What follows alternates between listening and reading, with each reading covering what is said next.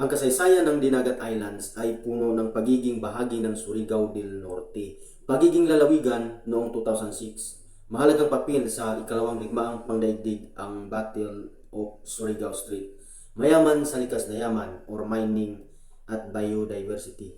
At kilala sa espiritualidad, lalo na sa impluensya ng Philippine Benevolent Missionaries Association or PBMA at mga healer habang hinaharap ang hamon ng natural na kalamidad tulad ng bagyo, maagang kasaysayan at pagiging probinsya. Bago maging sariling lalawigan, ang Dinagat Islands ay bahagi ng Surigao del Norte.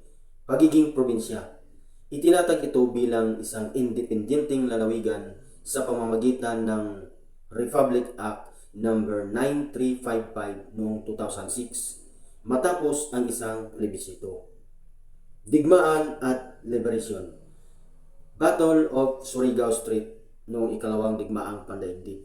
Naging mahalagang lugar ang Dinagat noong ikalawang digmaang pandaigdig.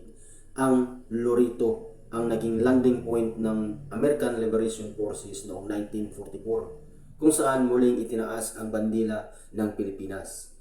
Kultura at espiritualidad, lumad at lokal na wika.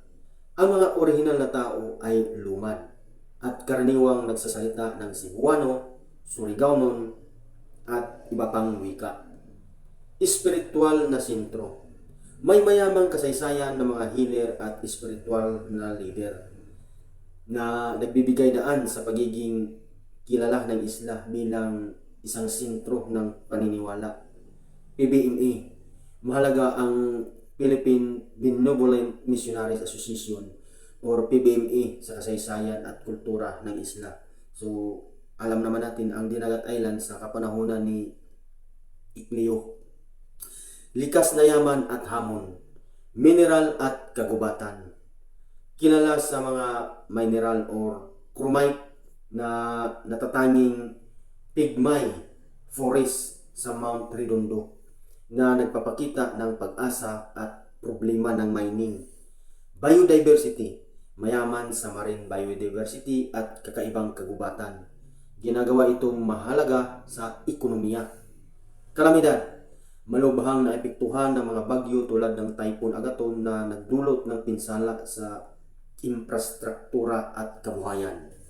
Sa kasalukuyan, patuloy na nagpapaunlad bilang isang destinasyon para sa ecotourism habang binabalansi ang pag-unlad sa pagprotekta sa kalikasan at pagpapalakas ng komunidad.